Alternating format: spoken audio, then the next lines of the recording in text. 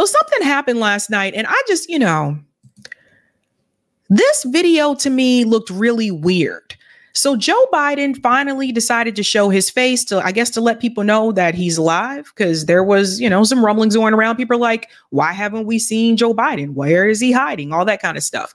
So he made an address to the nation last night, which was supposed to be live. Now, we're going to go through this a little bit because I don't know. He kind of looks like a hostage here to me. Like, look at the, oh my goodness. Look at the look on his face.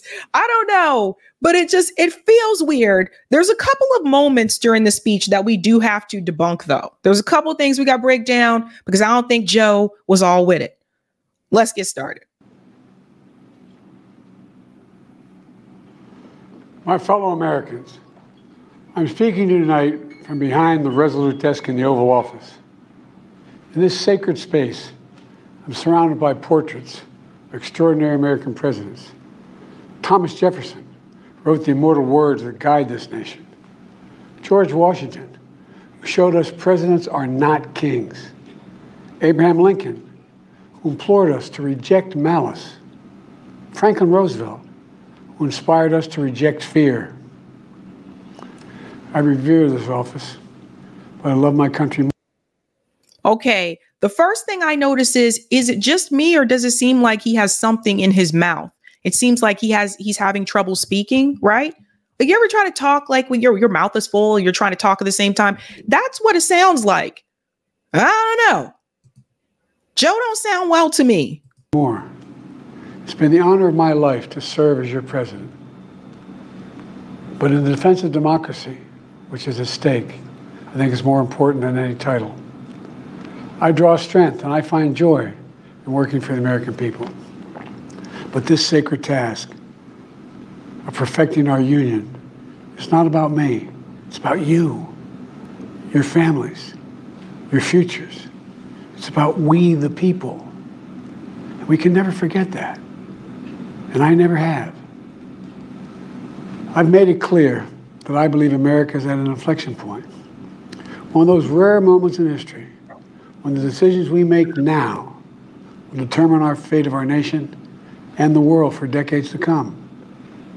America's going to have to choose between moving forward or backward, between hope and hate, between unity and division. We have to decide, do we still believe in honesty, decency, respect, freedom, justice, and democracy? In this moment, we can see those we disagree with not as enemies, but as fellow Americans. Can we do that? Does character in public life still matter? I believe I know the answer to these questions because I know you, the American people. And I know this: we are a great nation because we are good people. When you elected me to this office, I promised to always level with you, to tell you the truth. And the truth, the sacred cause of this country, is larger than any one of us. And those of us who cherish that cause cherish it so much. A cause of American democracy itself. We must unite to protect it. You know, in recent weeks, it's become clear to me. Has he done a good job of telling us the truth? No. This feels like a hostage video. Sit down and record this video now. I should have made a poll. First of all, do you guys believe this was live? Because the impression that I got from this, it seemed like it was pre-recorded and they tried to premiere it as a live. You know, they try to pull like a YouTube okie doke. I don't know. I need to unite my party in this critical endeavor. I believe my record as president, my leadership in the world, my vision for America's future, all merited a second term. But nothing can come in the way of saving our democracy. That includes personal ambition. So I've decided the best way forward is to pass the torch to a new generation. That's the best way to unite our nation. You know, there is a time and a place for long years of experience in public life. There's also a time and a place for new voices, fresh voices, yes, younger voices. And that time and place is now. Over the next 6 months, I'll be focused on doing my job as president. That means I'll continue to lower costs for hardworking families, grow our economy. Pause. So here we go with the lies, right? Like lowering the costs and things like that. Like you guys see this every time you go to the store. You know what the prices are. You can see with your own eyes and also with your own pocket, right? So this is just really, really interesting to me. Notice what he does here. Instead of saying, you know, there are some that have concerns about my health, or there are concerns about my health, and that's why I'm deciding not to run for re-election. He goes, I've decided just to pass it on to the younger generation. So this is right after he told you he's being truthful and honest with you during his presidency, right? Okay. I'll keep defending our personal freedoms and our civil rights, from the right to vote to the right to choose. I'll keep calling out hate and extremism. Make it clear there is no place in America for political violence. Really? So he says he's going to call out hate and extremism? Not if it's Israel, though. Israel's allowed to hate and defame and, you know, smear protesters and the Palestinian people and degrade these people. Israel's allowed to do whatever it wants to do. So the hate and that rhetoric doesn't apply to them. Any violence ever, period. I'm going to keep speaking out to protect our kids from gun violence, our planet from climate crisis that is the existential threat. And I will keep fighting for my cancer moonshot so we can end cancer as we know it, because we can do it. So here we go with the end cancer thing, right? Yes, I would love for cancer to, you know, for there to be a cure implemented for cancer. But Joe Biden also knows the reason why we don't have a cure for cancer, and that's because Big Pharma makes too much money off of treatment instead of a cure. That's a big part of it. So as long as people continue to get sick, whether it's through your food, whether it's through your water, whether it's genetic, as long as people continue to get sick and there's treatment but no cure, that is very profitable for Big Pharma. Think about that. So he knows this. This is another, like, what are you talking about, man? Aye. I'm going to call for Supreme Court reform because this is critical to our democracy. So now he wants to call for, remember he said he wasn't going to try to reform the Supreme Court, but now he's like, no, I'm going to call for it because critical. You've been in office all those years and this could have been done sooner, but this is what they do. They try to get a lot of things done right before the election. Court reform. You know, I will keep working to ensure America remains strong and secure and the leader of the free world. I'm the first president in this century. The leader of the free world. We're going to go back a little bit because this part's pretty interesting when he says this. He wants to make sure America is the leader of the free world. I will rephrase this for you. That means he wants to make sure that America is policing the world. This is where the out of touch comes in. That is not popular. That idea is not popular, particularly with younger voters, right? Supreme Court reform. You know, I will keep working to ensure America remains strong, secure, and the leader of the free world. I'm the first president in this century to report to the American people that the United States is not at war anywhere in the world. Everybody hear this? First president, he said that the United States is not at war anywhere in the world. We are funding all of these wars. Are you kidding me? Are you kidding me? Weren't they trying to send American troops to Ukraine? Weren't they trying to send American troops to Israel? Isn't that why Aaron Bushnell did what he did? Because he got noticed that they were trying to send U.S. airmen to Gaza to go kill those kids. So it just, is he high? Like, is he on something? Did he have a little smoky smoke before he did this video? You kidding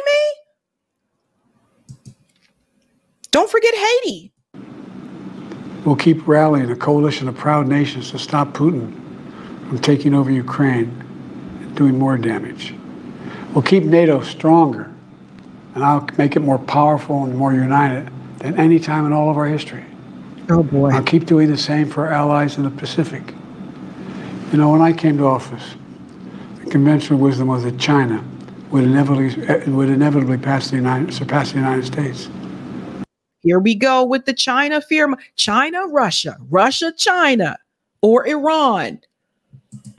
That's not the case anymore. And I'm going to keep working to end the war in Gaza, bring home all the hostages, and bring peace and security to the Middle East and end this war. We're also working around the clock to bring home Americans being unjustly detained all around the world. So this is BS, because if he really wanted to end this war, he could have done so. As long as the U.S. government is still supplying the weapons, obviously the war is going to continue. So again, this is another game, guys. You know, we've come so far since my inauguration. On that day, I told you, as I stood in that winter, we stood in a winter of peril and a winter of possibilities. Peril and possibilities. We were in the grip of the worst pandemic in the century, the worst economic crisis since the Great Depression, the worst attack on our democracy since the Civil War. But we came together as Americans, and we got through it. We emerged stronger, more prosperous, and more secure. Today we have the strongest economy in the world, creating nearly 16 million new jobs, a record. Wages are up. Inflation continues to come down. The racial wealth gap is the lowest it's been in 20 years. I showed you guys the wealth gap the other night. I showed you the racial wealth gap the other night. So you guys, oh my goodness.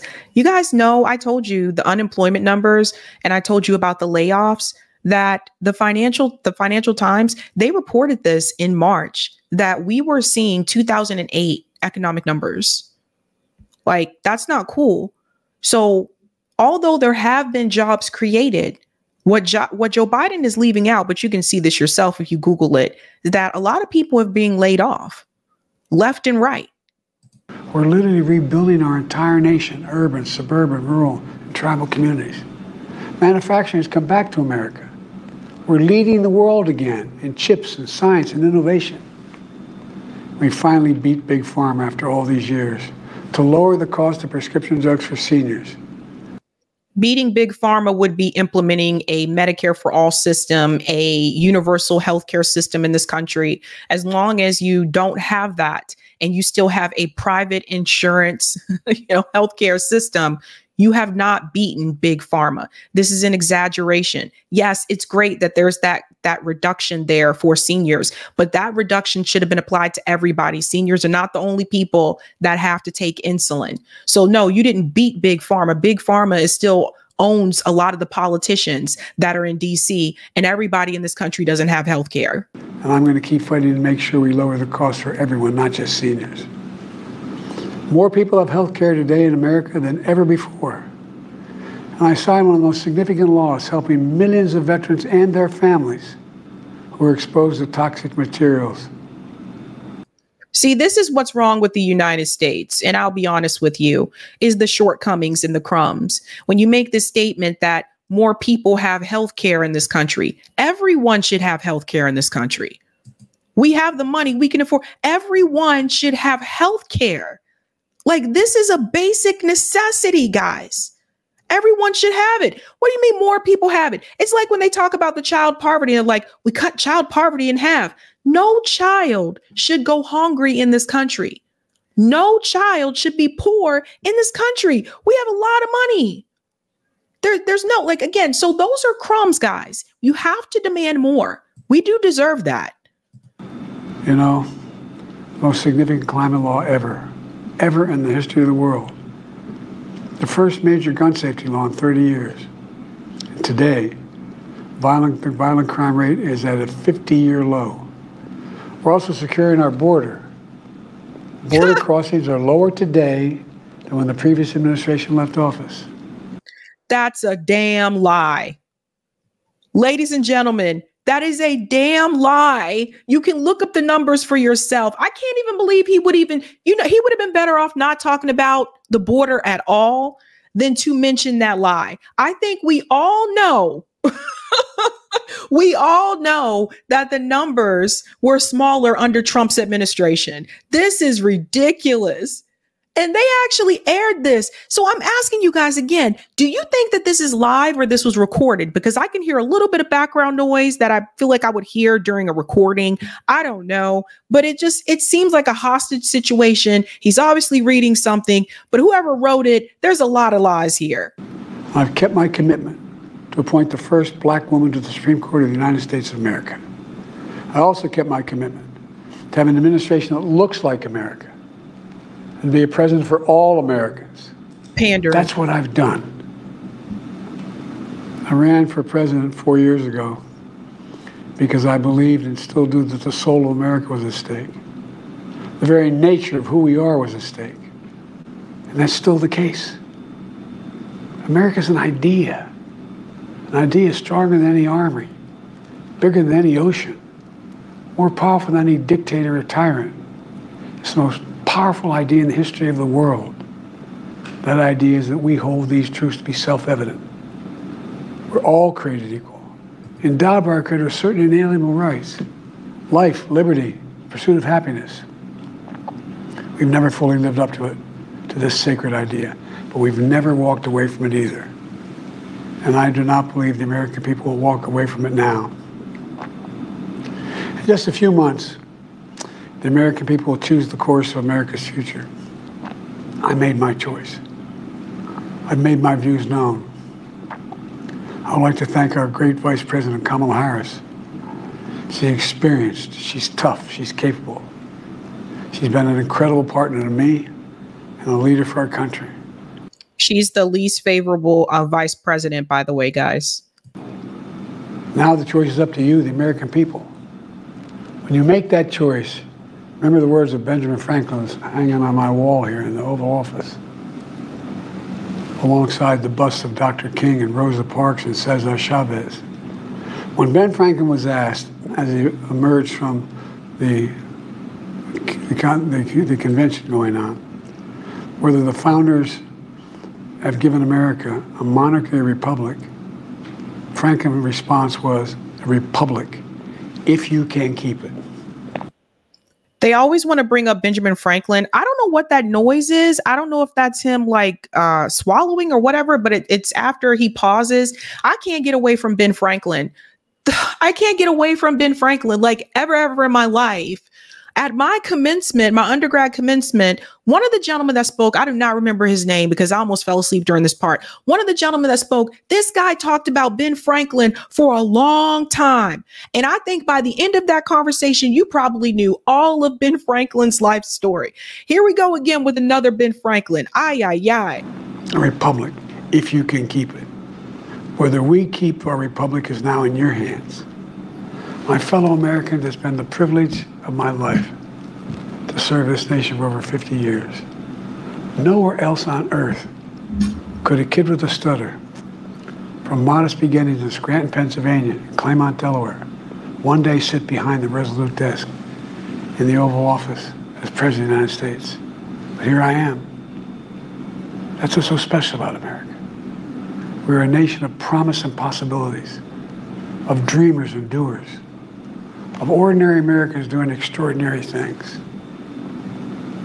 I've given my heart and my soul to our nation, like so many others. I've been blessed a million times in return with the love and support of the American people. I hope you have some idea how grateful I am to all of you. The great thing about America is here, kings and dictators do not rule, the people do. No, we don't. And I'm going to stop it there because there is something someone pointed out to me. Thank you, Chris. Sabby, it's recorded because the hands on the clock he's wearing are allegedly not the same time. Interesting. Thank you so much for that, Chris. What a nightmare, huh? Isn't this like a yikes? Yikes. That was kind of scary. he doesn't look like he really wanted to be there. He's just like, it's like they took him hostage. Oz says he's having trouble swallowing. It's a dementia issue. I was wondering, because I'm like, what is that sound? Every time like he takes a pause, you can hear that. Very weird. But that was Joe Biden's address. And some people are calling it a trolling speech because some people assumed that he was going to announce that he was resigning. That did not happen. And I told you guys this, I told Max Blumenthal that I believe the reason why Joe Biden doesn't want to resign is because if he does, then that would put Kamala in charge. And the criticisms that people have about the genocide would be directed from Joe Biden now onto Kamala Harris. Because make no mistake, Kamala Harris is going to give money and weapons to Israel too. We'll get to that a little bit later on. But that's important for people to see. But I do feel like he's like, oh, well, people associate the genocide with me. So maybe it's a good idea if we just let him stay in and not resign. Otherwise, that would make Kamala look a certain way. Right now, Simone saying after this speech, Simone Sanders said this again. We do not deserve Joe Biden. Like what? Like, honey, what? What do you mean? We do not deserve Joe Biden. So, I mean, it's like Simone Sanders is acting like, you know, always trying to play savior to protect this guy and, you know, constantly kissing his ass and things like that. Like, I don't have time for stuff. I don't have it. I know a kiss ass when I see one, and that's just what I see happening. So it's like, this is giving me massive vibes, you know? It's just like, oh, Biden been so good to me. What do you mean we don't deserve Joe Biden? We deserve someone who's not a segregationist. We deserve someone who would have allowed Anita Hill's witnesses to testify. We deserve someone who didn't write crime bills with racists like Strom Thurmond. We deserve someone that doesn't go onto TV shows and brags about being a Zionist. We deserve someone that doesn't get out there and say, I'm 100%, you're all in for Israel. We deserve health care. We deserve a living wage. And Simone Sanders is out here touting Joe Biden like he's the next big thing next to Jesus or something like that. This is giving me... What kind of mess is this? So my comrade JB Font said, he said Simone be like, yeah, it's just tippity tap, tip, tip, tappy. Just tap dancing for Joe Biden. Like, it's just, I can't, guys. I can't. And 28,000 people like this, you know?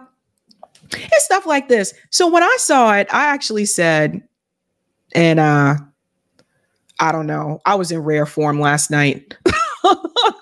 Yesterday on Twitter, I was in rare form. I said, Uncle Tom shit, because that's what this is. She's so desperate to get that validation. Let's remember, Simone Sanders was crushed when Joe Biden did not choose her for that press secretary position. So to me, that's just, you know, just Uncle Tom shit. God. But I feel like that speech was done, obviously, to let people know, you know, obviously that he is not going to run for re-election, even though he did it in a written statement. You're going to have to do the video appearance as well. And then also to show people that he is alive. There were a lot of rumors going around saying, I don't even think this Joe Biden is alive. There's a lot of that kind of stuff happening. But it was just, I don't know.